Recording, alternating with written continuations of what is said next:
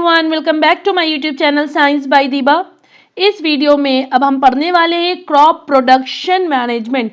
Previous video में हमने क्या देखा था? Crop variety improvement.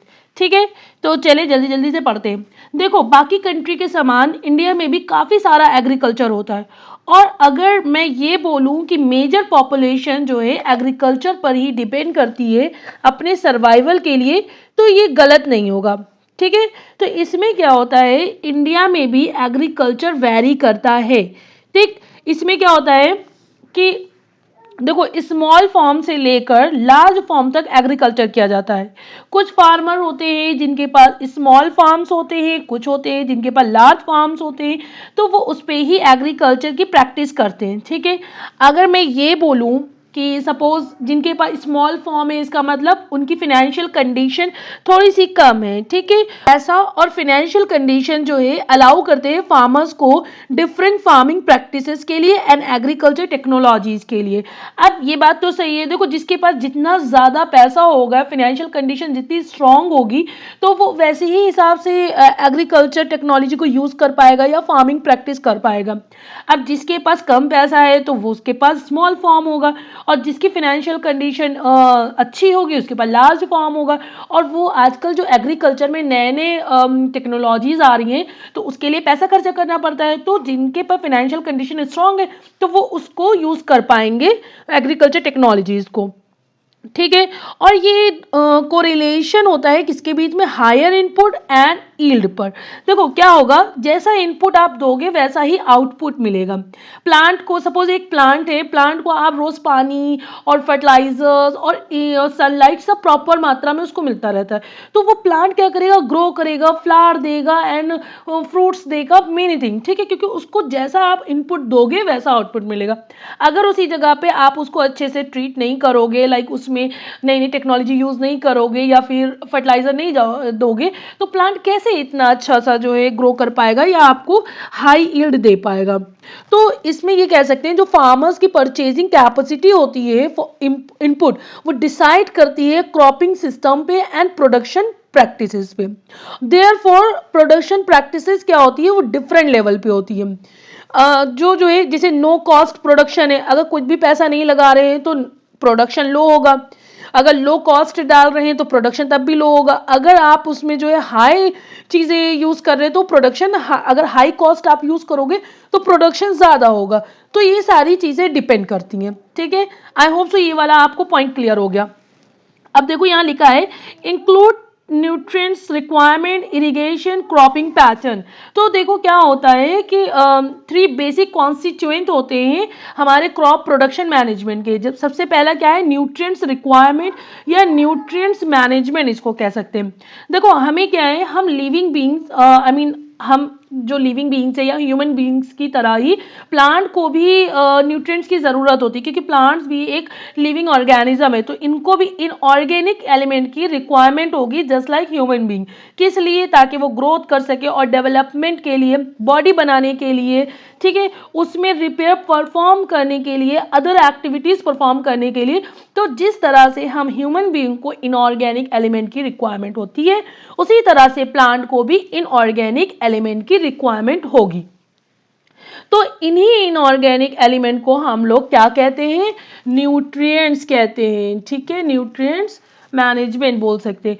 Human being क्या लेते हैं? बैलेंस डाइट लेते हैं, क्योंकि बैलेंस डाइट रिच होती है सभी न्यूट्रिएंट्स में जो कि हमारी बॉडी के लिए रिक्वायर होती है। सिमिलरली प्लांट में भी न्यूट्रिएंट्स की रिक्वायरमेंट होती है। तो न्यूट्रिएंट्स मैनेजमेंट का क्या काम होता है? पहले तो सिलेक्शन ऑफ न्यूट्रिएंट्स, ठीक है, फिर कितने क्वांटिटी में और कौन से टाइम पर क्रॉप प्लांट को या प्लांट को दिया जाना चाहिए। ठीक, अब देखो क्या है कि प्लांट को, जो प्लांट है उसको भी न्यूट्रिएंट्स चाहिए होता है ग्रोथ के लिए। ठीक, और न्यूट्रिएंट्स जो हैं वो सप्लाइड कहाँ से होंगे? प्लांट में बाय एयर हो सकते हैं, वाटर से हो सकते हैं एंड सॉइल से हो सकते हैं। ये बात क्लियर हो गई। देखो एक्चुअली 16 मेजर एलिमेंट होते हैं जिनकी रिक्वायरमेंट प्लांट को होती है। इनमें से अगर हम बात करें, कार्बन, हाइड्रोजन एंड ऑक्सीजन, ये कहाँ से हमें मिलता है? ये मिलता है हमें एयर से और वाटर से। ठीक है, देखो एयर से क्या मिलेगा हमें? Carbon and oxygen. और वाटर से हमें क्या मिलेगा, हाइड्रोजन। ठीक है, ये 3 एलिमेंट हमें मिल गए। आउट ऑफ 16 बचे कितने, 13। अब ये 13 हमें कहाँ से मिलेंगे, तो ये सारे जो 13 एलिमेंट हैं ये आएंगे कहाँ से, सॉइल से। इसलिए बोलते हैं सॉइल को फर्टाइल होना चाहिए, बहुत ज़रूरी है। डिफरेंट बैक्टीरिया, जैसे हमने डिफरेंट साइकिल्स पढ़ी थी, नाइट्रोजन साइकिल्स वगैरह, तो उसमें हमने देखा था कि as it is plant nitrogen को एब्जॉर्ब नहीं कर सकता, ज़रूरी है कि नाइट्रोजन को उसके ऑक्साइड में कन्वर्ट करने की। ठीक है, इसलिए बहुत सारे बैक्टीरिया प्रेजेंट थे, नाइट्रीफाइंग बैक्टीरिया प्रेजेंट थे। उसी तरह से सॉइल में न्यूट्रिएंट्स भी होना चाहिए, बिकॉज प्लांट को अपनी ग्रोथ एंड डेवलपमेंट के लिए न्यूट्रिएंट्स रिक्वायर्ड है। ठीक है, ये बात क्लियर हो गई। अब देखो जितने भी जो एयर होता है वो सप्लाई करता है कार्बन एंड ऑक्सीजन को। हाइड्रोजन कहाँ से आ रहा था, वो आ रहा था वाटर से। और जो 13 न्यूट्रिएंट है वो कहाँ से आ रहे थे, सॉइल से आ रहे थे। अदर 13 न्यूट्रिएंट्स टू प्लांट, यानी वो 13 जो बचे हुए हैं वो हमारे सॉइल से आएंगे। ठीक है, अब देखो क्या है कि कुछ जो है रिक्वायर्ड होते हैं लार्ज क्वांटिटीज में, उनको हम लोग क्या कहते हैं, उनको हम लोग कहते हैं माइक्रो न्यूट्रिएंट्स। और कुछ जो प्लांट होते हैं जिनको स्मॉल क्वांटिटीज में रिक्वायरमेंट होती है उनको हम लोग माइक्रो न्यूट्रिएंट्स कहते हैं। ठीक है, needed bye plant in large amount, large amount में कौन सा, मैक्रो, और वेरी स्मॉल अमाउंट में जो जरूरत है उसको कहते हैं माइक्रो न्यूट्रिएंट। तो लार्ज अमाउंट में माइक्रो न्यूट्रिएंट कौन कौन से हो सकते हैं आपके, नाइट्रोजन है, फास्फोरस है, पोटेशियम है, कैल्शियम है, मैग्नीशियम है एंड सल्फर है। ठीक है, जो माइक्रो न्यूट्रिएंट्स है जो प्लांट में कम अमाउंट में जरूरत होती है प्लांट को, तो उस क्या नाम है, आयरन है आपका, आपका कॉपर हो गया, आपका जिंक हो गया, आपका बोरॉन हो गया, एंड मॉलिब्डेनम हो गया, एंड क्लोरीन हो गया। ठीक है, मॉलिब्डेनम एंड क्लोरीन, ये आपके माइक्रोन्यूट्रिएंट्स हो गए।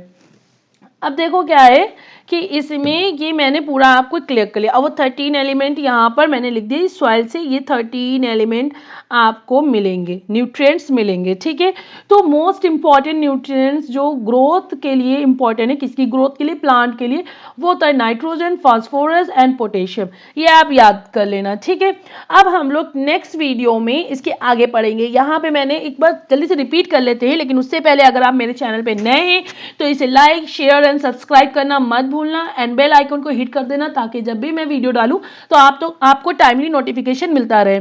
तो चलो एक बार देख लेते हैं, रिवीजन कर लेते हैं। तो क्रॉप प्रोडक्शन मैनेजमेंट में हमने क्या बताया था, इसके 3 बेसिक कॉन्स्टिट्यूएंट होते हैं। एक तो न्यूट्रिएंट्स रिक्वायरमेंट यानी न्यूट्रिएंट्स मैनेजमेंट, एक इरिगेशन और एक क्रॉपिंग पैटर्न होता है। तो न्यूट्रिएंट रिक्वायरमेंट में मैंने क्या बताया कि जैसे हम ह्यूमन बीइंग को इनऑर्गेनिक एलिमेंट की ज़रूरत होती है, रिक्वायरमेंट होती है ग्रोथ के लिए, डेवलपमेंट के लिए, बॉडी बनाने के लिए, रिपेयर परफॉर्म करने के लिए, अदर एक्टिविटीज़ परफॉर्म करने के लिए, उसी तरह से प्लांट को भी इनऑर्गेनिक एलिमेंट की रिक्वायरमेंट होती है। ठीक है, इन्हीं इनऑर्गेनिक एलिमेंट को हम लोग कहते हैं न्यूट्रिएंट्स। ह्यूमन क्या लेते हैं, बैलेंस डाइट लेते हैं, क्योंकि बैलेंस डाइट जो रिच होती है सभी न्यूट्रिएंट्स में जो कि हमारी बॉडी के लिए रिक्वायर होते हैं। सिमिलरली प्लांट में भी न्यूट्रिएंट्स की रिक्वायरमेंट होती है। तो न्यूट्रिएंट्स मैनेजमेंट का क्या काम होता है, ये मैनेज करता है कौन सा न्यूट्रिएंट, सबसे पहले सिलेक्शन ऑफ न्यूट्रिएंट्स, कितने क्वांटिटी में और कौन से टाइम पर क्रॉप प्लांट्स को या प्लांट्स को दिया जाना चाहिए। ठीक है, इसमें हमने ये बात करी कि जैसे प्लांट में कार्बन हो गया, हाइड्रोजन हो गया, ऑक्सीजन हो गया, ये कहाँ से मिलते हैं, ये तो हमें मिल जाएंगे एयर से एंड वाटर से। एयर से क्या मिलेगा, कार्बन एंड हाइड्रोजन आपका मिल जाएगा, और वाटर से क्या मिल जाएगा, हाइड्रोजन आपका मिल जाएगा।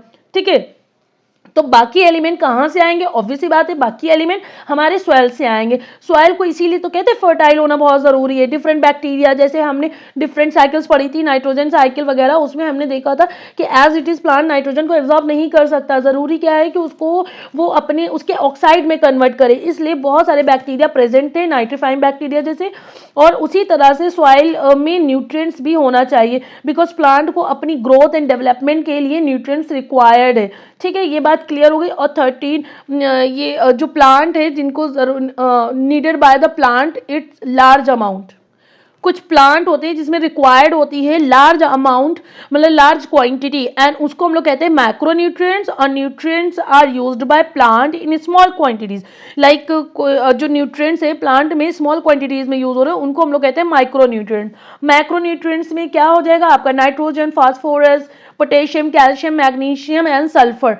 एंड माइक्रोन्यूट्रिएंट्स में आपका क्या आ जाएगा, आयरन आ जाएगा, कॉपर आ जाएगा, जिंक आ जाएगा, बोरॉन आ जाएगा, मोलिब्डेनम आ जाएगा, क्लोरीन आ जाएगा। ठीक है, तो ये आपको क्लियर हो गया। देखो इधर वाली स्लाइड पे भी लिखा हुआ है कि सॉइल में 13, ये 13 आपके न्यूट्रिएंट्स हैं और ये आपके 3, तो मिलकर टोटल कितने हो गए, टोटल मिलकर हो गए 16, जिसकी हमने बात करी थी। और मोस्ट इंपॉर्टेंट न्यूट्रिएंट जो नीड प्लांट की ग्रोथ के लिए जरूरी होता है वो कौन सा है, एक तो नाइट्रोजन है, एक फास्फोरस है और एक आपका पोटेशियम है। ठीक है, अब हम लोग नेक्स्ट वीडियो में नेक्स्ट टॉपिक को कवर करेंगे जब तक कि नेक्स्ट वीडियो में नेक्स्ट टॉपिक को कवर करेंगे। Thank you so much and keep support me.